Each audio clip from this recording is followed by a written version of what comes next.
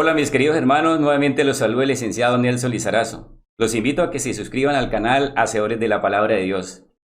Les recuerdo, queridos hermanos, que este canal fue creado obedeciendo la cita bíblica de Santiago 1:22, donde dice que no solamente debemos ser oidores de la palabra, sino también hacedores. Es decir, que debemos escuchar la palabra, pero también ponerla en práctica, señores.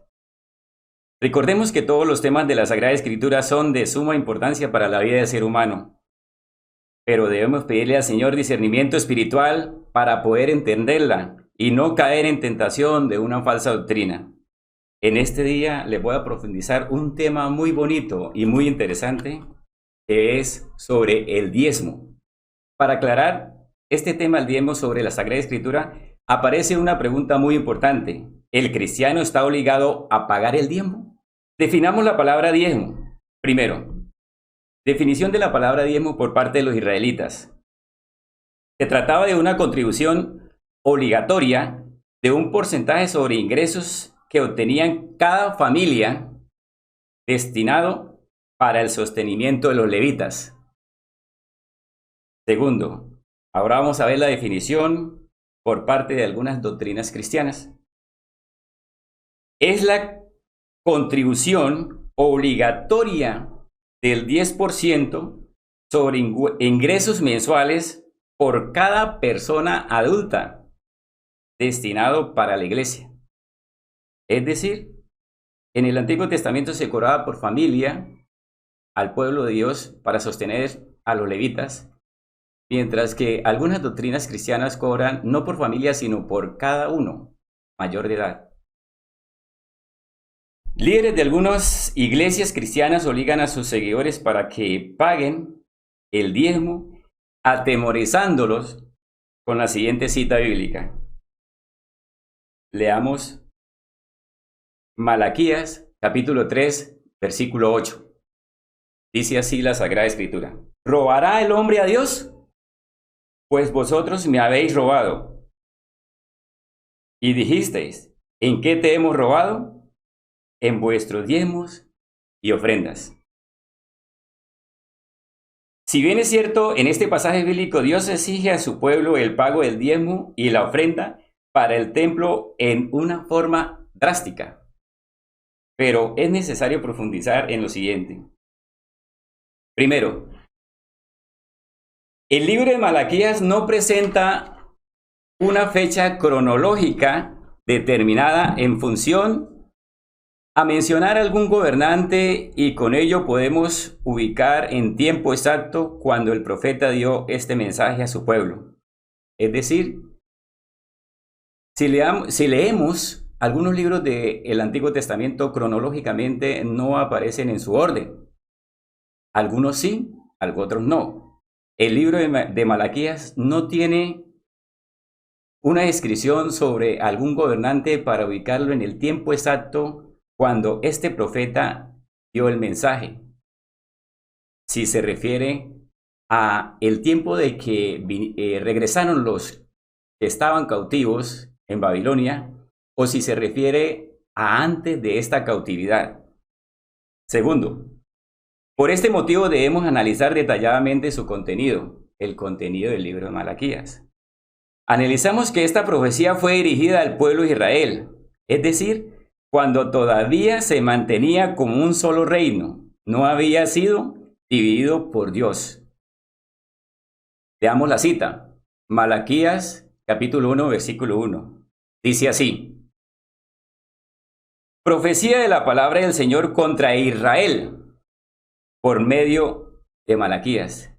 Nótese que aquí el Señor nos está profundizando a través del profeta Malaquías que esta profecía o este mensaje fue dirigido a Israel, cuando todavía mantenía el nombre como Israel, no había sido dividido. Recordemos, queridos hermanos, que en el tiempo de Salomón y por su pecado que cometió Salomón, no vamos a profundizar sobre ese tema, el pueblo de Dios fue dividido entre 10 tribus que quedaron al norte y 2 tribus que quedaron al sur. Las del norte fueron llamados reino de los israelitas, y las del sur fueron llamados reinos de Judá. Recordemos que Israel los del norte tuvieron 19 reyes, hasta el año 722, cuando fueron sitiados por los asirios y llevados algunos cautivos y otros quedaron dispersos por todo el mundo. Los israelitas que quedaron al norte y que tenían su carácter de nombre israelitas.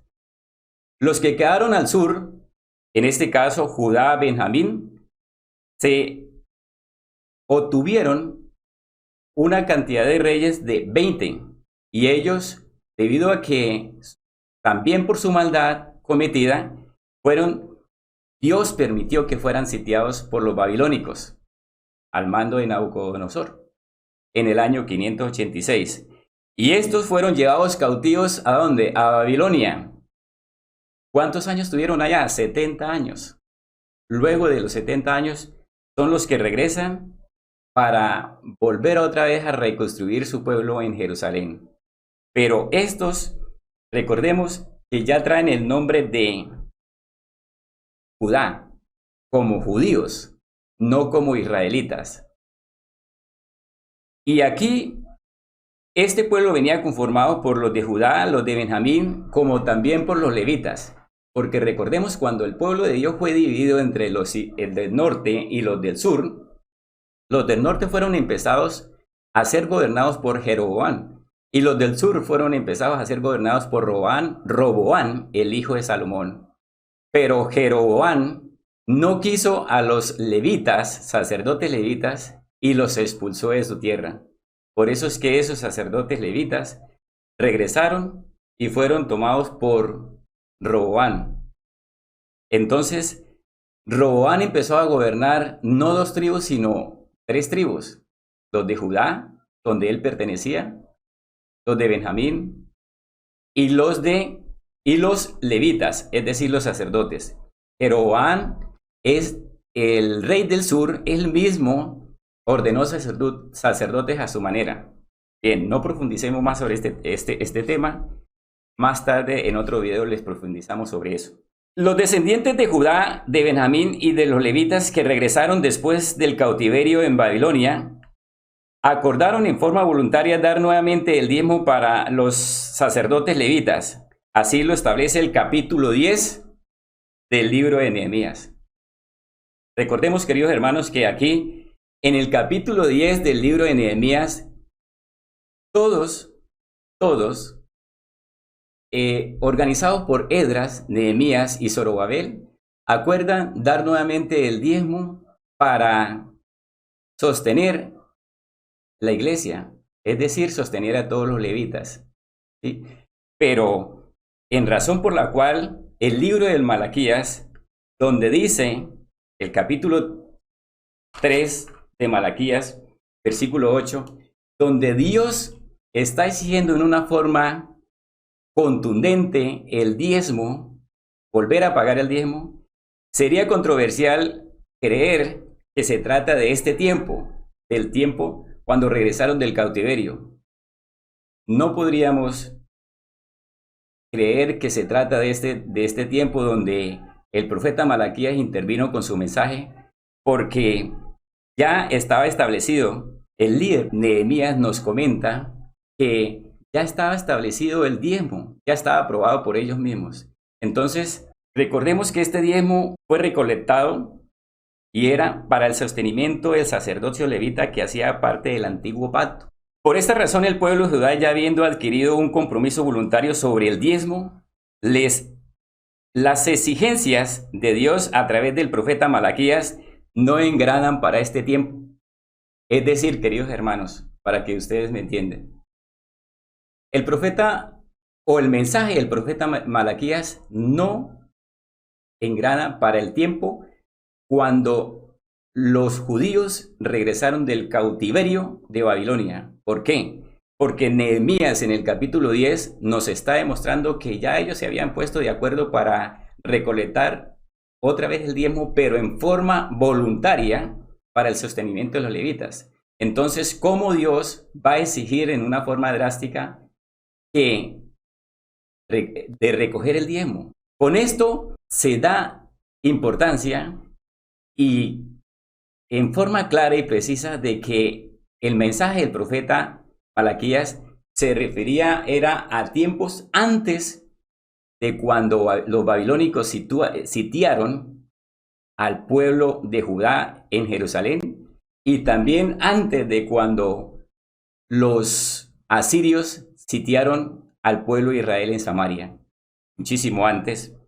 No se sabe con precisión en qué momento, pero Malaquías o el mensaje de Malaquías fue directamente para el pueblo de Israel cuando todavía tenía el nombre como Israel. Y recordemos, queridos hermanos, que estos israelitas del norte fueron dispersos por toda la tierra y otros cautivos en Asiria y nunca regresaron. Los que regresaron fueron los cautivos que se llevaron de Jerusalén, o sea, los de Judá que se llevaron para Babilonia. Esos regresaron junto con la tribu de Benjamín y junto con la tribu de los levitas. Y estos tuvieron el nombre o carácter de judíos. Recordemos que este diezmo recolectado para el sostenimiento del sacerdocio levita hacía parte del antiguo pacto. El capítulo 7 del libro de los Hebreos nos explica qué sucedió con el sacerdocio levita que hacía parte del antiguo pacto. Observemos el capítulo 7 y leámoslo detenidamente. Me tomé la atribución de sacar un bosquejo del capítulo 7. Primero, los hijos de Leví, al recibir el sacerdocio, tenían el derecho de tomar los diezmos del pueblo según la ley de Moisés. Segundo, este sacerdocio levita no fue perfecto. Por ese motivo Dios levantó otro sacerdocio, pero según el orden de Melquisedec. Tercero, el diezmo estaba establecido dentro de la ley según el orden del sacerdocio levita, dado en el antiguo pacto.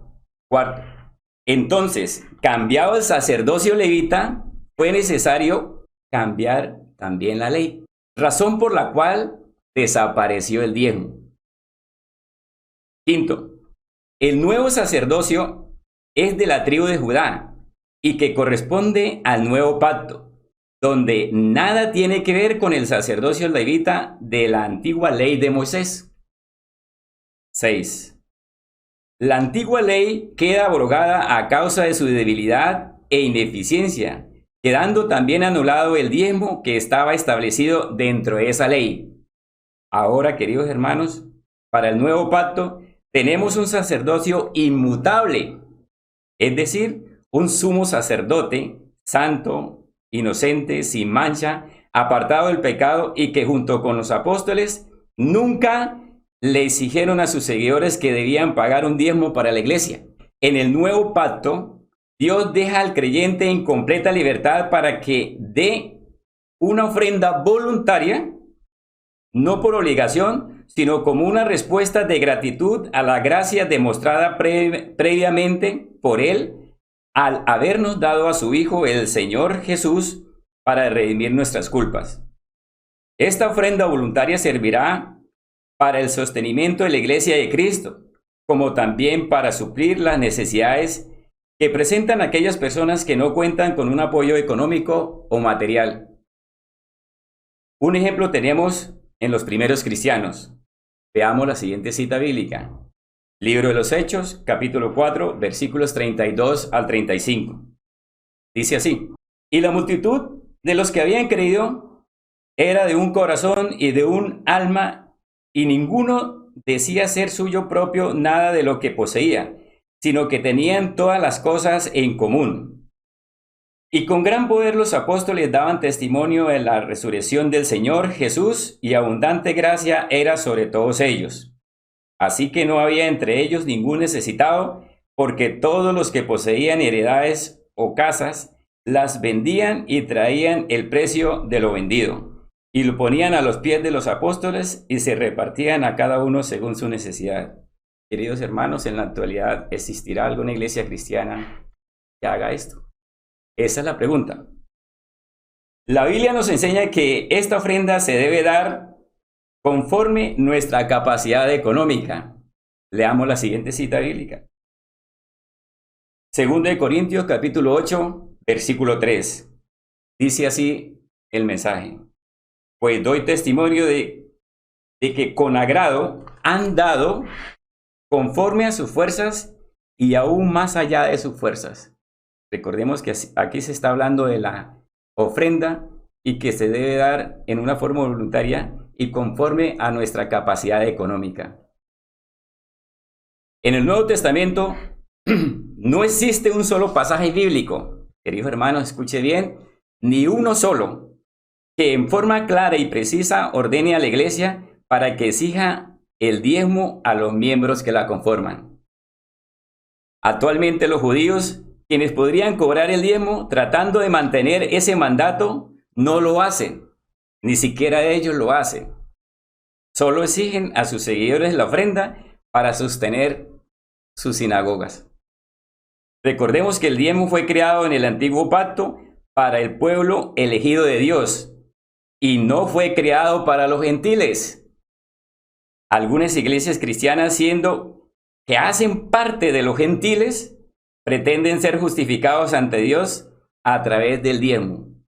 Recordemos, queridos hermanos, que nosotros somos gentiles, pero somos adoptados como hijos de Dios a través de nuestro Señor Jesucristo. Ahora vamos a ver las consecuencias de cobrar el diezmo. ¿Qué pasa con aquellas iglesias cristianas que cobran el diezmo? 1. Las iglesias cristianas que cobran el diezmo deberían también cumplir con las demás exigencias que hacían parte de la ley antigua. Es decir, que aquellos líderes religiosos que cobren el diezmo también se deberían circuncidar, porque hace parte de la ley antigua entonces. Pero si cobran el diezmo, dejan atrás otras exigencias del antiguo pacto. Segundo, cuando una iglesia cristiana comienza a cobrar y a exigir el diezmo, se convierte en mercenarios de la palabra de Dios. Es decir, hacen comercio con la palabra de Dios. Tercero, Dios nunca podrá bendecir una iglesia que tenga comercio con su palabra. 4. Dios bendice una iglesia cuando sus miembros dan un verdadero fruto de arrepentimiento. 5. La Sagrada Escritura enseña que toda obra de Dios se debe ofrecer gratuitamente. Escuchen bien, sin cobro alguno. El profeta Eliseo rechaza el presente que le ofrecía Naamán por su sanación. Este es un ejemplo de que la obra del Señor se debe dar gratuitamente. Veamos la cita de Segunda de Reyes, capítulo 5, versículos 15 al 16. Dice así la palabra. Y volvió al varón de Dios, él y toda su compañía, y se puso delante de él y le dijo, he aquí, ahora conozco que no hay Dios en toda la tierra, sino en Israel. Te ruego que recibas algún presente de tu siervo. Mas él le dijo, vive el Señor, en cuya presencia estoy, que no aceptaré. Y le estaba que aceptara alguna cosa, pero él no quiso. Aquí nos da un ejemplo claro y preciso el profeta Eliseo de que la obra del Señor se debe hacer gratuita. El mismo Señor Jesús les enseñó a sus apóstoles que la obra de Dios se debe hacer sin cobrar, queridos hermanos. Esto nos dice o nos explica la cita bíblica del Evangelio de Mateo, capítulo 10, versículo 8. Dice así la palabra del Señor. Sanad enfermos, limpiad leprosos, resucitad muertos, echad fuera demonios. De gracia recibisteis, dad de gracia. Es decir, Jesucristo le está diciendo, no cobren por eso. Así como yo no les cobré por darle la enseñanza a ustedes y por los milagros que yo he hecho y que yo he transmitido, ustedes tampoco lo deben hacer. El galardón para el apóstol Pablo era poder ofrecer el evangelio del Señor en forma gratuita. Leamos la siguiente cita bíblica. 1 Corintios, capítulo 9, versículo 18. Dice así.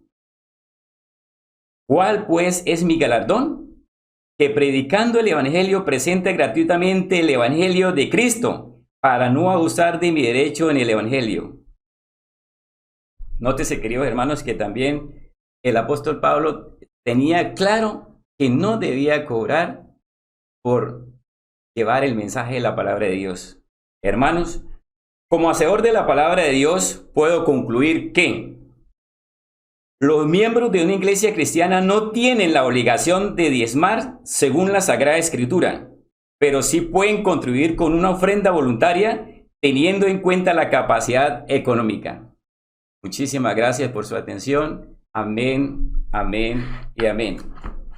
Queridos hermanos, si tienen algún argumento bíblico sobre el tema antes visto, favor registrarlo en los comentarios. Servirá de mucha ayuda para crecer en nuestra vida espiritual. Les recuerdo, queridísimos hermanos, que para registrar cualquier comentario se deben suscribir al canal Hacedores de la Palabra de Dios. La respuesta a los comentarios será expuesta en el siguiente video. Muchas gracias por su atención y que el Señor los siga bendiciendo. Amén, amén y amén.